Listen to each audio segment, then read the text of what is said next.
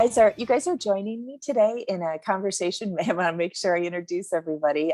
Here at the Dr. Mary Show, I'm interviewing the famous, the one and only Tommy Chong. And I just have had this fabulous vibrational, super happy energy around me all day today, thinking like today's the day. It's not only Kim B's cannabis Christmas party today, but I also get to interview Tommy Chong. I don't know how I could really have a better day, you know? So I want to please join me in welcoming Tommy Chong to the show. And I've been collecting questions from people as I've been going along. So I have so many questions to ask. And I don't think that you need any introduction, but it did occur to me, like, how would you, Tommy, introduce yourself if you had to introduce yourself? I like the way I always introduce myself. It's like saying, "Oh, excuse me, sorry." When you join a group. Well, sorry, didn't mean to interrupt. Because I'm always doing things, where I have to say, "Oh, sorry, excuse me." I thought you were someone else. Introducing me, that is a thing. People spend like hours telling people that they don't need to introduce me. You do need no introduction, but you've also had so many accomplishments over your life. And then, like, what is the lead accomplishment that is the one that would lead your series of things that you do in an introduction? I mean, you obviously must be so proud of the great work you did as a young man with Richard Marin, with Cheech Marin, creating an iconic movie. And then you've had your CBD line. You survived incarceration, and not only survived it, but I feel like maybe came out of it in some ways stronger and more powerful, which is not easy to do. Well, jails, if you treat them right, they can be like greenhouses, Mm-hmm. because all you have to do really is evolve in jail. That's the only thing you really are allowed to do, because you're so confined and everything's planned out for you. And so you're allowed to sort of like drift away into your mind, your imagination, and then you can take, this is what I did. I took, because it was, to me, my incarceration was an adventure. Mm-hmm. It wasn't some. I tried to get out of it.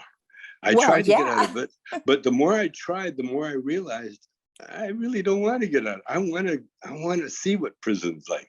I want to experience it. I really did, because when I was younger, I grew up in sort of like a poor, rough crowd, where it was normal for your friends to be going to jail.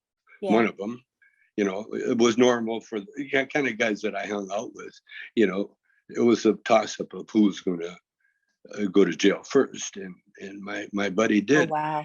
And when he came out 2 years later, he was all buffed and he was so good looking, and because all he did grew was up work a bit out. in jail. Well, all he did was work out, and take care of himself. And so Mm-hmm. I was kind of pissed off because we were like identical, and then he went to jail for 2 years, worked out, and got all buffed and looking good. And so when I eventually ended up in jail, I was glad, I really was, because I wanted that experience. I wanted to feel what it was like. It was like I'm a writer, so I was embedded with the troops, I was at the front line. Yeah. Yeah. Did you feel like it allowed you to get more in depth with your own life experience and with the things, or did you feel more in touch with the people around you? I mean, I sometimes feel like that's the thing with cannabis that you get that you don't, of course, get with alcohol or other drugs, is this sense of oneness, or this sense of us being all here together and all working together.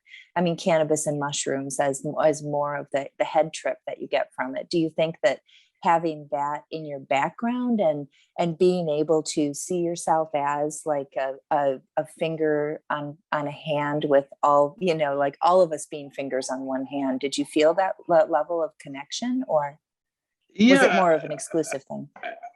My wife, my whole life. The other thing I realized after I thought about it for a while was that I grew up being incarcerated. My earliest memories was in a hospital. My mother got TB when I was an infant, barely, not even a year old, I guess. And then,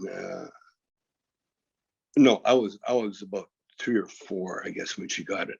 And so they examined the whole family, and they found a lung, something on my lung as a kid. So I spent a year in the hospital, and so I was like incarcerated. And then my mother was in the sanitarium, so we never had a home, and so my dad had to put us in an orphanage, which was the Salvation Army home. And so I went from the hospital. When I was healthy enough, I went right into a home, another incarceration. And, oh my word! I didn't know that about you. Yeah, so I was incarcerated, and I was in the home for about a year, maybe more. I can't remember, but I was like in jail. I had no family. I just had me, and then whoever I made friends with, and it's like you're like in jail, all of a sudden you're buddies because you both got the same problems.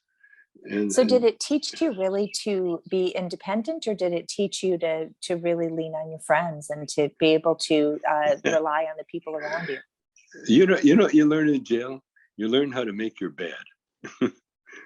You cannot leave your cell with an unmade bed. You have to. The bed has to be made up, and the cell has to be swept before you're allowed to leave, and then you can go about your life.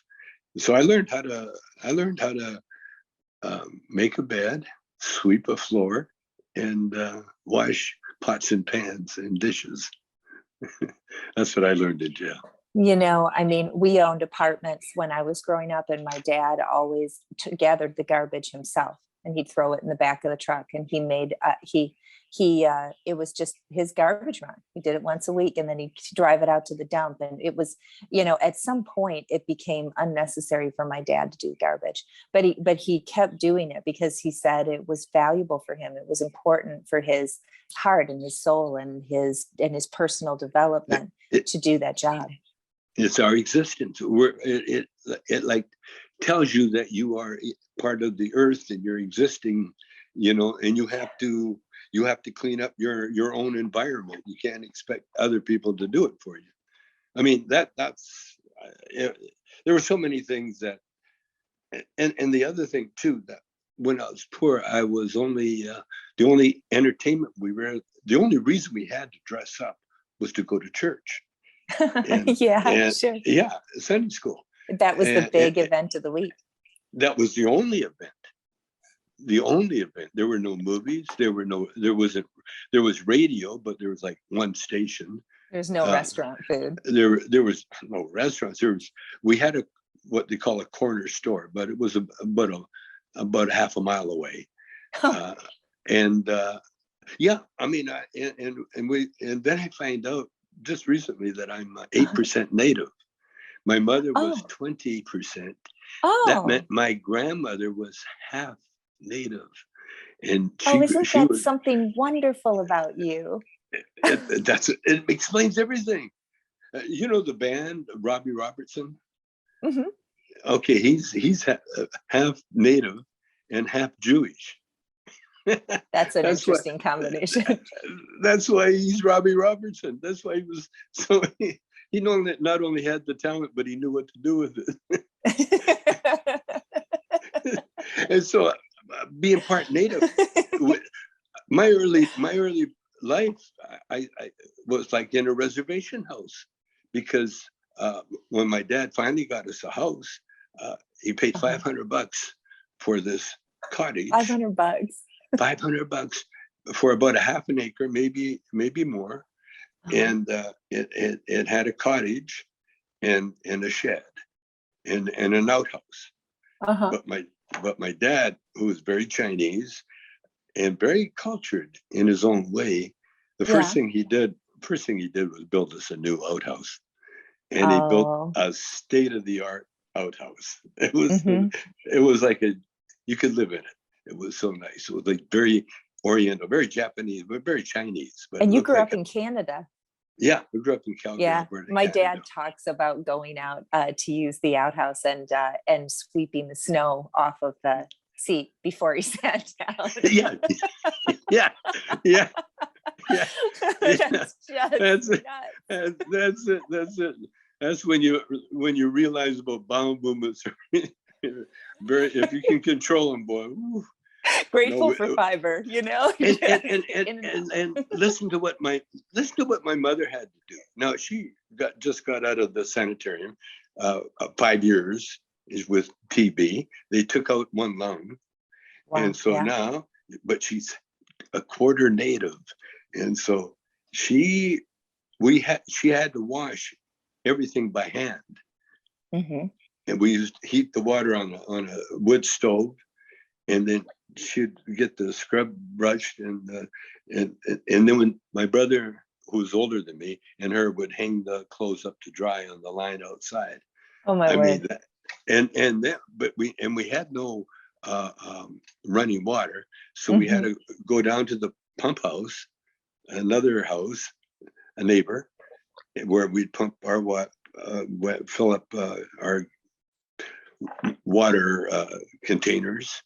And I mean, going to jail was like going to a country club. It sounds like it compared to that childhood. I never know what, we did a lot of work, like a lot of yard work, a lot of apartment flips. We just did a lot of heavy labor when I was little. And I don't know, looking back, if it was really valuable or if it created, I'm not sure if it created a work ethic. I mean, I've always had a big work ethic my whole life, and I'm not sure that all that work, necessarily engaged a higher work ethic, because my brothers and sisters don't necessarily work as hard as I do. I mean, what do you think about how all of that shaped you, and about how that, in addition? Yeah, we're all individuals. That's one thing. We are so individual, every one of us, no matter how close you are to your mom or dad or your brother or your sister or your twin even, we're all individuals. And we're all here for a different reason. That's another thing too. And we're all here, we're all eternal beings. So you put all this together, and then you get a really a clear look at who you are, where you are, and what you're doing. And if that's part of your curriculum, that you're taking, it's not everybody. Everybody is on a different learning path, and a lot of people are all together. They're all learning together, and they're tribal. We're very tribal, and I would agree with you with that.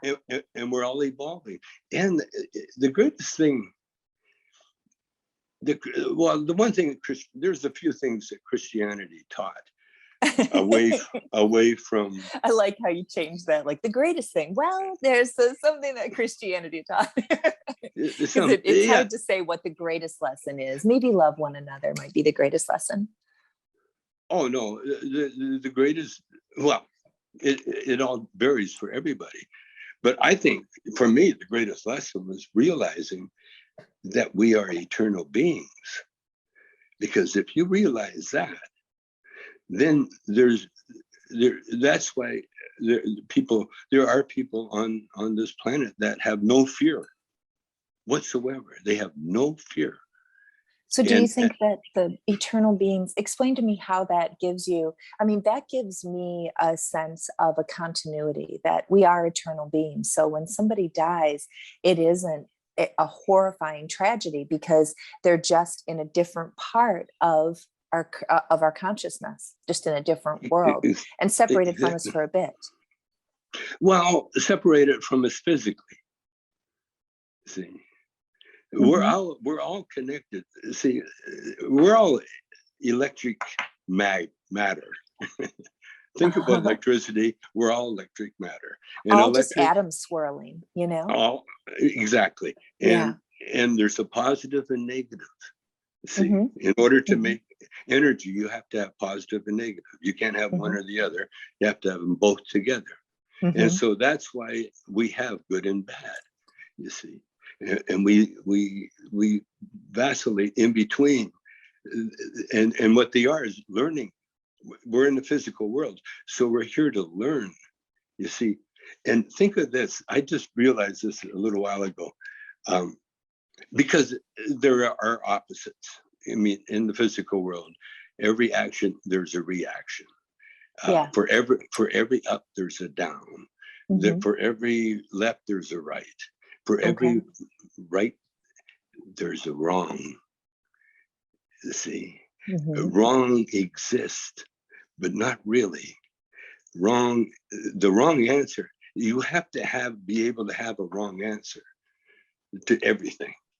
You see, so that's why everything can't be perfect. Because if it was perfect, it wouldn't be here. It would not exist. It can only exist if there's the opposite to what it is. So isn't it funny that there's the physical and there's the eternal and there's the, right and the wrong, like the unkept bed and the made bed. And somehow that connection between the physical world and the eternal world is brought about through this physical activity, through labor, through tidying up of your physical world, or through, doing your tasks, that you can actually see the eternal. Yeah. If that's what you're meant to do. You see, that the whole thing is, and that's why a lot of preachers, they kind of go bad because this knowledge, we're witnessing that. Yeah. Well, this knowledge that we have is only to be shared by those who have ears, those that understand. It's like throwing your pearls before the swine sort of thing, know. And so that's why, like, you only respond when you're asked. That's another give and go. I don't like to preach or to even appear to be preaching, because that's not the way people evolve. In other words, some people like me can be spoilers. You're spoiling somebody because you tell them the end. And I think you can learn through doing it, which takes a lot of time and is probably the most expensive. Or you can learn by listening to somebody give you advice, or you can learn by watching somebody else go through their experience and try to mimic what they're doing. And that may be the most fun, because the advice is a bit spoon-fed. But if you can watch somebody else's life, and I mean, I am impressed with your trajectory, because there's a lot of one and done. There's a lot of people who, have a hit and then they don't know, or they can't, like, I think, remove their ego from the thing and be like, this is, I don't do exactly that anymore. I do something similar to that now, or but I don't know what the limitation is for most people. You know what the golfers call it? Recovering from a good shot. Yeah. That's what the golfers call it. You hit a phenomenal shot. Now what are you going to do? Yeah, because there's another shot. And so usually you don't want, you try to chase it.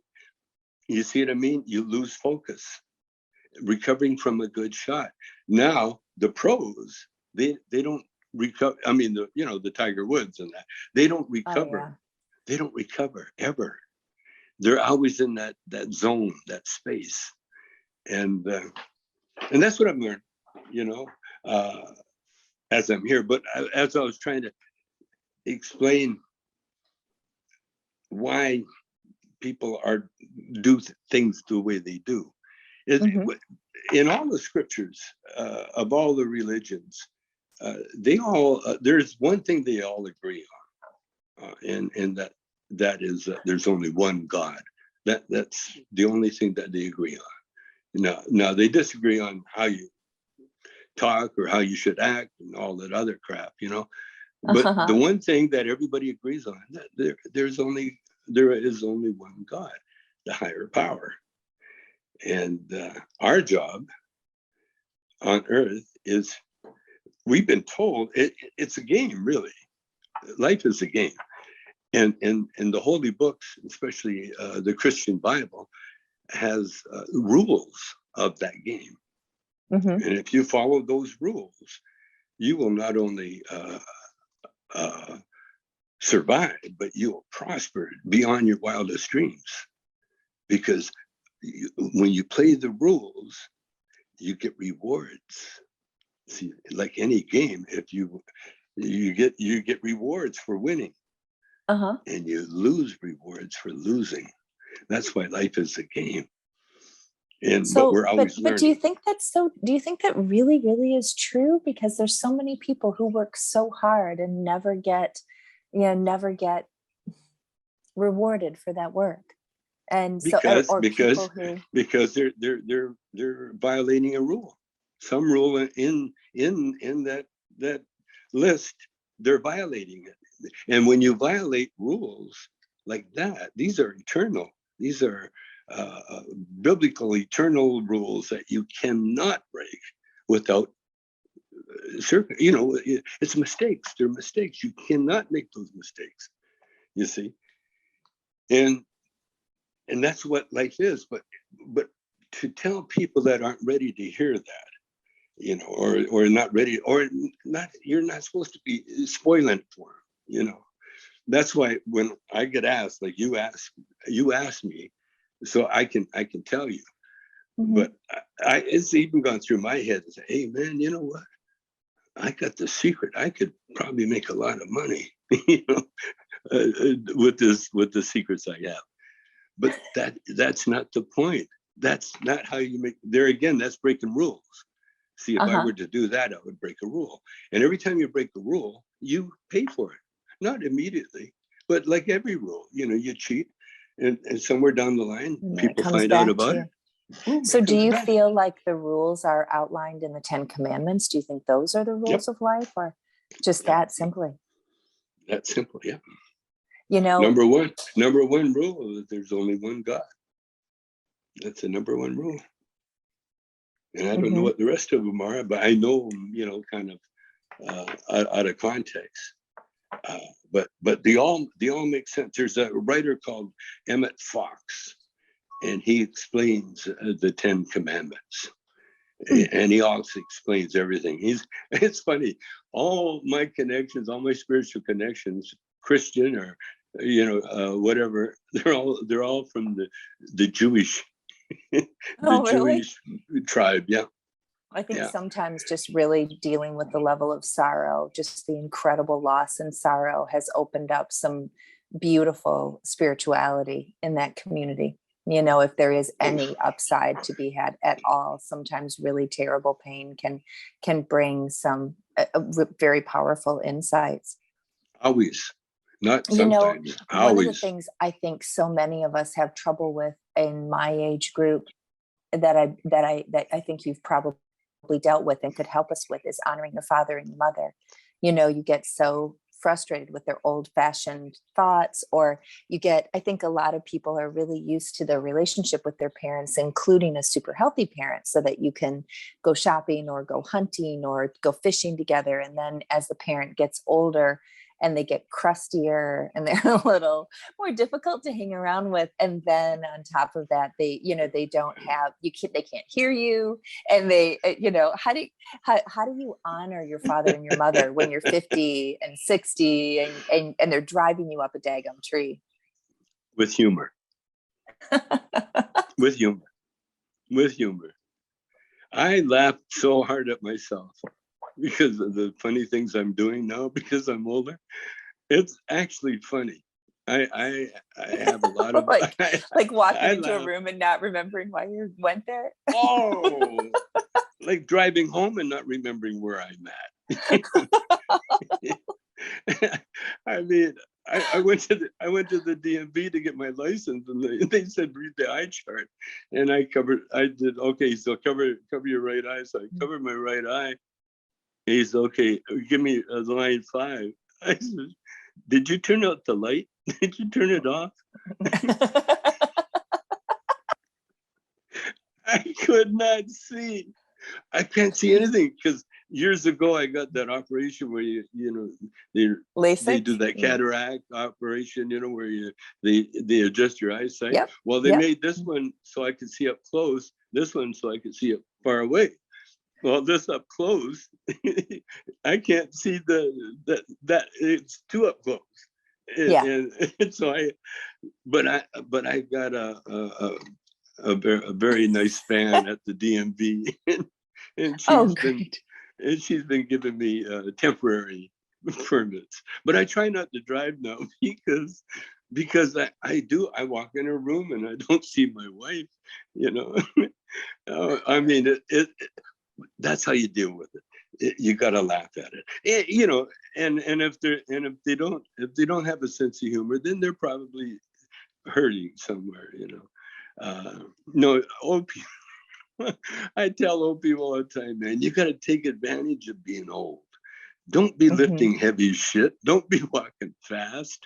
Do all those things that they expect you to do. And I said, and save your breath. Save your breath. Nobody. Don't lift heavy shit and don't walk fast. See, I'm like intentionally maintaining a very rapid walk because I don't want to be a slow walker. I just don't. I hope that never happens to me. But you think it's helpful to slow down? Listen, old people, and I know now when you're hobbling, that means some shit ain't working.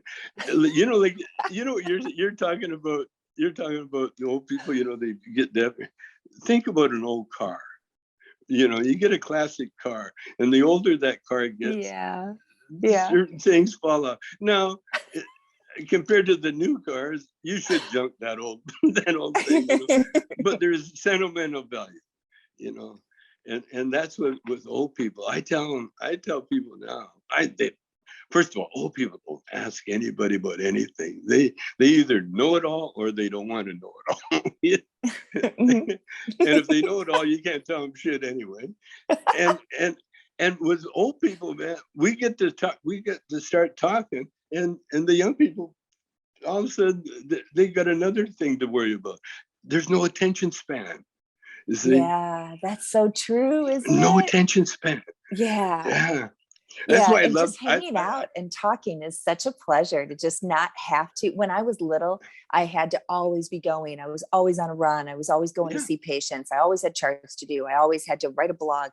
And now I'm old and I don't mind just sitting down, having a conversation with somebody, having a drink, just relaxing. It's the first time in my life. I'm so lucky for it. That's the perks. That's the perks. Now, you asked me earlier, like my wife and I have been together forever, I met her. Yeah, you guys have been close for a long time. Well, she's your ride or die. What it was, I was married before when I met my wife. And so we were just friends. And not only friends, but we lived next door to each other. I had no idea. I met her before I moved next door to her. But I met her. Did you used to watch her when she was doing her gardening? No. Because it's okay, it's okay. It was a whole this was a whole different thing because of the dynamics. Because I was, my first wife was Black, and Ray Dawn's mother, Robbie's mother, and very soul. I used to be Black, How many children do you have? 2 or 3? I got 5 altogether. Oh, 5 of my own. 5 kids. I got 3 with my first wife, and what have I got? I got 2 with my first wife, 3 with my second wife. Got it. But I was going to tell you, when I met my now wife Shelby, she was going to high school, and she was a fan of the band that I played in, and And so she would come to the dances, and we would talk. We became friends. And she's always been gorgeous, but she was so gorgeous at 16, unbelievable, gorgeous. And a sister, just as gorgeous, a younger She's still sister. smoking. One of my favorite TikToks was that one where the guy did that twirl with his girlfriend, and she ended up like spread over his face. And then it went to you two, and she was looking at you like, no way. That was hilarious. That's her. You're That's like, her. I think I can do it. That's her. Well, she is so talented. See, but what happened, going back to the reason we ended up, we were friends. We were just friends. And so I'd go on the road, and, I was married. Mm-hmm. And she was going to high school. Mm-hmm. And then next thing I know, then I went on tour. Then my dad actually told me, son, you're getting too serious with this girl, and so as a married guy, yeah. And so my dad warned me. He saw that happening, and so then I said, I better break it off. So I went on tour for almost a year, and I never called her, nothing. And then when I got back, first night I got back, we got together. Well, look at that. And it didn't matter that I didn't call. No big deal. We're together now. and been together ever since. But I guess. you know what did it? Acid, LSD. I thought you were going to say ass. I thought you were going to stop there. I was like, I feel like, not that it's a family show. It's kind of a 21 and up show, but I always like smoked leopard pot. print or. I always smoked pot, and but Shelby never did. And Maxine, she wasn't that a big, so it was a solo thing, my pot smoking. But when the first time I did acid, it was with the piano player Bernie and myself, and I had a very profound experience. And then did you have a spiritual experience, or did you have a tearful experience, or what kind of spiritual. So spiritual. It was like like the best spiritual experience of your life. That's what you always hear. It just woke me up to who I was, and that's so massive. Then I couldn't get any acid for a while, and then I got acid, and Shelby had just come back from, she was on a vacation. She came back. Okay. So and I wanted to do acid with her. Okay. And actually what it was is I was going to do acid. She was going to be my guide, she was going to be with me. And right there, it was grounds for when you do acid with someone, that's it as far as love goes, that was it. That's a very special moment, I think, when you can trust people like to that level. I mean, I've talked to people who have done acid and like gone to the grocery store with a friend and just cracked themselves up and had a great time. But I feel like the ride is probably worth more of a sacred opportunity to cement a relationship or to, have that moment. Yeah. Well, when we did acid together, we bonded like spiritually. I mean, no, let me take that back. We both realized that we had been together before. That's really the realization, and that's the way it is. Right, so she's really like your eternal partner. She's really not just you can see it. You can see it. You can see I can hear it in your voice. I think even my ex-wife, she understands. I mean, we're still very close. My ex-wife and I. She lives here, and we always have dinners and everything together. The whole family. It's a whole family. Oh my God, that's wonderful. But Shelby, it really solidified when Cheech and I broke up. and I was on the road, and I hated being on the road by myself. And so I asked her I was going to go do Guam, and I said, come on, let me have it. Guam's great, you know. And she goes, I don't want to come and just sit in the dressing room. I said, well, what if I put you in the show? Oh. And she goes, right away, she goes, okay. and so she started out by introducing me. And here he is, ladies and gentlemen, Tommy Chong. And then she ended up, when Cheech and I, when we had to quit because of the pandemic, she could do an hour if she had to, and doing at least 45 minutes in front of Cheech and I as a stand-up, and getting huge laughs, and I mean, getting respect from all over. all over except Bobcat Goldthwait. Bobcat, him and Shelby had a falling out on stage, no less. Oh, wow. Stage. That's very authentic. At least the audience knows that things are authentic. Bobcat and I were co-headlining, and with Shelby and myself and Bobcat. And Bobcat thought it was just me, you know. Shelby comes out and she hears all the gossip about Bobcat dumping his girlfriend for his wife for a girlfriend. And Shelby mentioned something about it. So she started getting up on him about it. And she did. And Bobcat cried like a baby. He cried like a baby.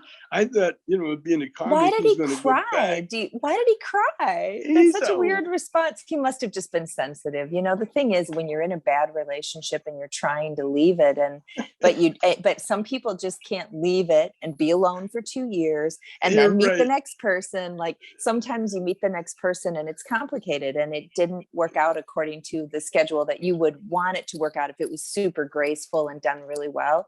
But you just really have to be in the flow, and that creates a lot of guilt for a lot of people, a lot of guilt and a lot of anxiety. So then I imagine he did have some of that he was just couldn't really figure out how to cope with just yet, and then all of a sudden he's in tears on stage. Poor baby, poor little baby. Doesn't it make you sad for him? What a wimp. What a wimp too. I mean, we're comedians, you know, we're supposed to be tough, you know, cry, you know, comedians don't cry. Yeah, you don't really see a comedian break down sobbing very often. You handle things with humor, right? Well, it was like the whiny shit, you know, like it was Kennison or somebody, you know, he would have went after Shelby, you know. But oh man, but she's got that beautiful girl card, you know. Because she's so gorgeous, she can say power. Anything. Yeah, there's some power in that if you can figure it out. And the great thing about her, she shows she's so real, you know. There's no pre-thought in anything she does. She just goes by the moment. Like she's a dancer, you know. She goes takes ballroom and ballet dancing. Even as a kid, or no, not as a kid, but now she does ballet. She does a yoga warm up, and she's got a body. It keeps me. I know, because I stopped the TikTok playing and then I enlarged it. I was like, "What's going on here?" Yeah, there's absolutely nothing wrong with that. Incredible. She looks fantastic. Incredible to the part. And I went through all the changes, you know, because you know, Macho Man, you know, when she first started taking dance, this is years ago, you know, she started taking ballroom. And she said to me, "You want to take ballroom?" And I said, "Are you kidding? You know, no, I'm not doing that. No, you go have fun." And so next thing you know, she started taking salsa.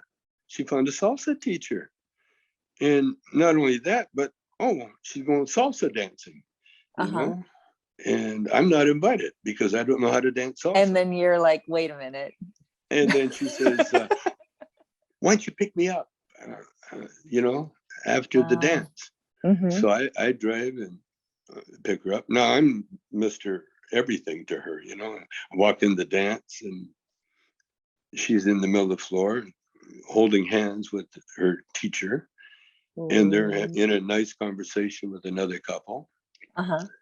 They look like a couple. Oh, that had to have been weird. And she goes, "Oh, hi, Tommy, you know Nestor." Oh yeah, hey Nestor. And so then she goes, "Oh, Nestor and I are going to be dancing on a floor show next week. I want you to come. You got to come. You got to see us dance." And I said, "Yeah, okay, yeah, I definitely want to see this." And so the night of the show, she's all nervous. She gets these little short skirts and gorgeous, that body. Yeah, and the heels, the dancing shoes are fantastic too. Yeah, and then she says, then she hardly talks to me in the whole way to drive down there. I'm a chauffeur now.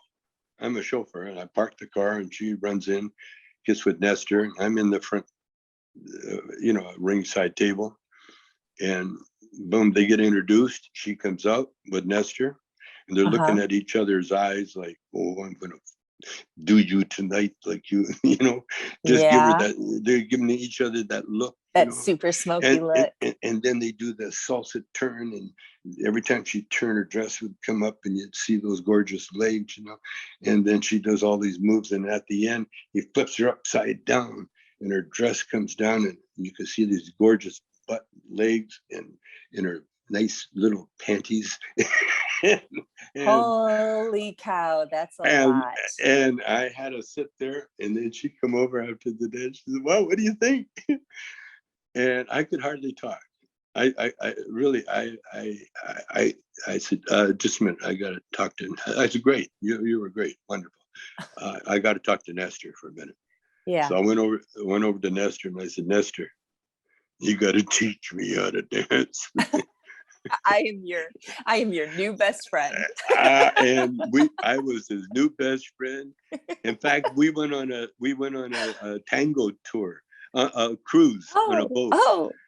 Just my wife Shelby stayed home because I had to learn how to dance salsa, and that was, I don't know, 90 something, and and then just recently Shelby and I had to go to a birthday party at La Floridita, which was a salsa club that we both used to go to. At least I used to go to all the time, with my dance partner. And so Shelby and I are at the El Floridita for a birthday party, all these billionaires, and the best band ever. Oh my God, it was the best salsa band ever. I heard that music, and it was time there. Not everybody was dancing. No one knew how to dance salsa, and so I grabbed Shelby, and we went out and we danced our ass off. Okay, so two things.